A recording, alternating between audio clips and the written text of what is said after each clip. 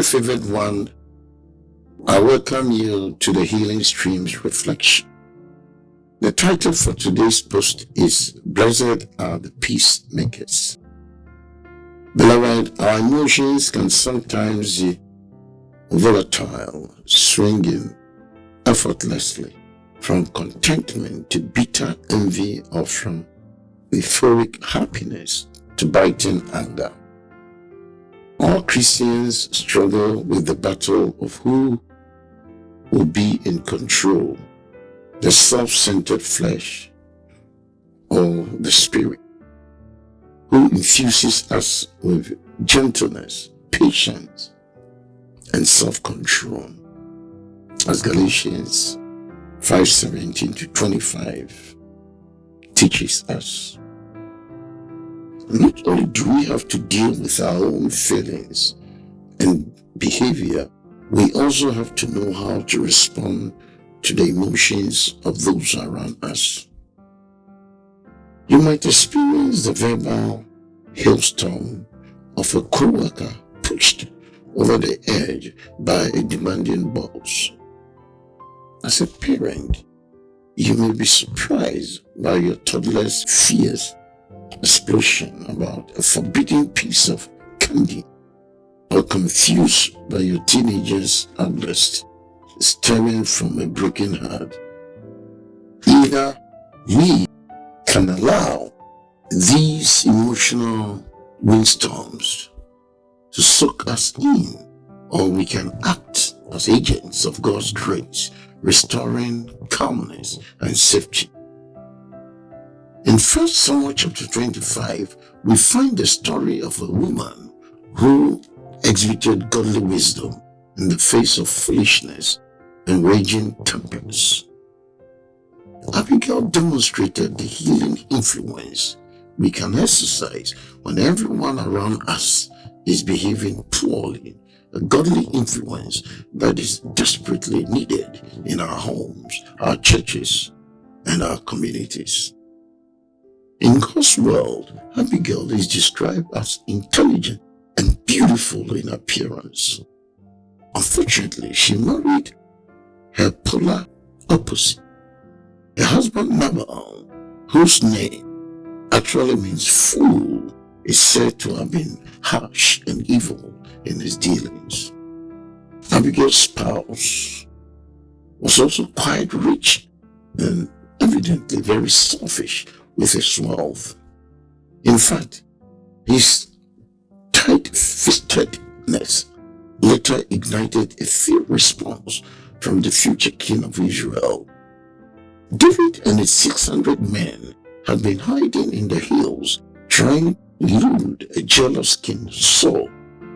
While in seclusion, these valiant soldiers were graciously protecting local shepherds and their sheep from bandits and wild animals.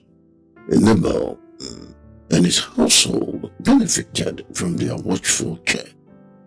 When David heard that Nabal was shearing his sheep and preparing for a celebration, he sent some men to collect a customary payment, instructing them to approach the landowner with due respect and humility. But Nabal insultingly refused to send David and his entourage in a token of appreciation, and the messengers returned empty-handed. Nabal behaved true to his name. It is noteworthy that in both chapters surrounding the story, David humbly spared the life of a man who was bent on taking his. Though King Saul continued to behave badly, David honorably refused to kill the man God had anointed as leader of Israel. In these two episodes, David conducted himself well, but in his dealings with Nabal, the future ruler came undone.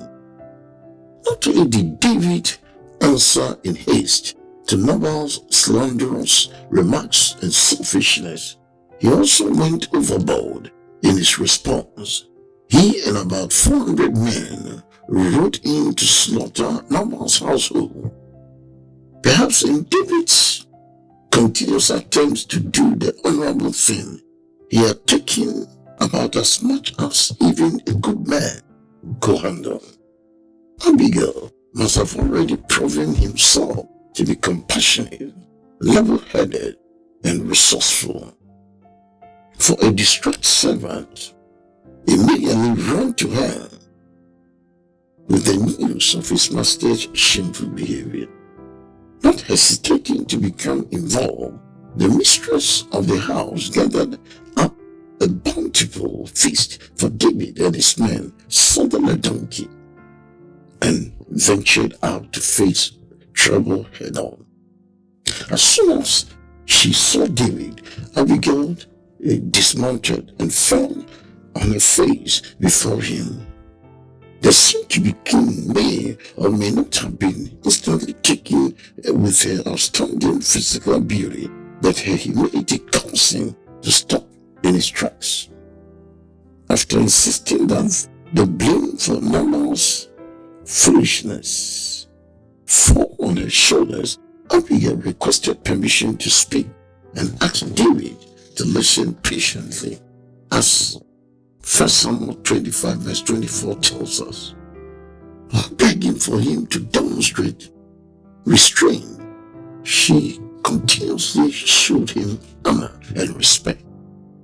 She addressed him as my lord on 8 occasions and referred to her as his maidservant almost as many times. Abigail assured David that while Nabal mockingly added, "Who is David?" she knew very well who he was.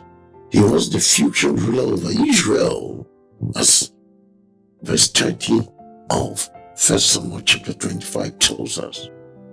Throughout her plea for mercy, Abigail reminded David of who he was and where he was going. This wise lady kindly but firmly steered him away from thoughts of retaliation by recalling God's promise of an enduring house. 1 Samuel chapter 25 verse 20. While David seemed focused solely on immediate revenge, she reminded him of God's plans for his life. She encouraged him to look past his momentary anger to his future.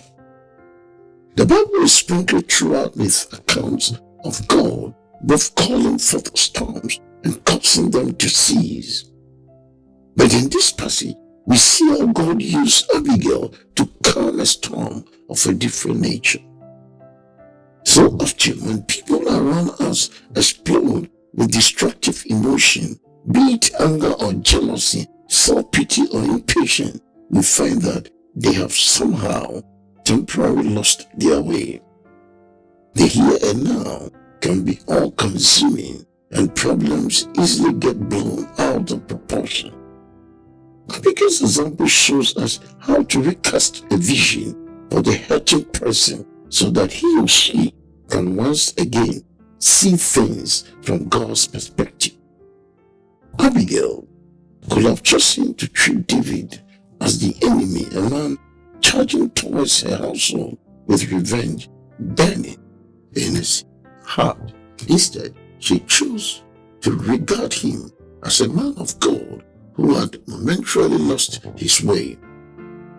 David lost his temper, his composure, and his sense of right and wrong, honor and shame.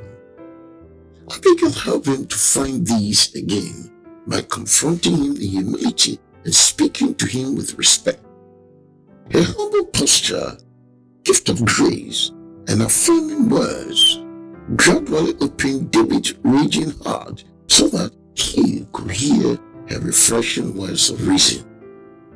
My people in our circle of influence, be more willing to listen to our counsel if we first pave the way with humble respect.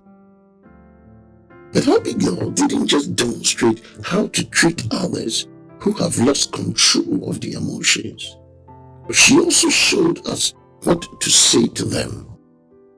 She simply and reverently spoke truth. Abigail reminded David of his God-ordained destiny as king of Israel. She gently convinced him that the Lord will provide for and protect his chosen Wow, how easily disposing of David's enemies. Finally, Abigail reminded David that it will not be wise to needlessly shed blood or avenge himself. These truths may have stung David's raw and emotional heart at first, but like ointment applied to an open sore, they soon began to heal his wounded pride. Beloved, when emotions are high and logic is skewed, truth is our best choice as well. Is it no wonder that David, completely taken with Abigail's wisdom and beauty, responded to her with blessing and heartfelt appreciation? The Bible goes on to tell of Nabal's death by God's hand and the Israelite leader's marriage proposal to Abigail, but the happy ending is most evidenced by the softening of David's heart and the preservation of his integrity. Because Abigail bravely stepped forward with humility and truth, the storm wind subsided and the king fulfilled his destiny. Thanks, and may the Lord God richly bless you. And bye for now.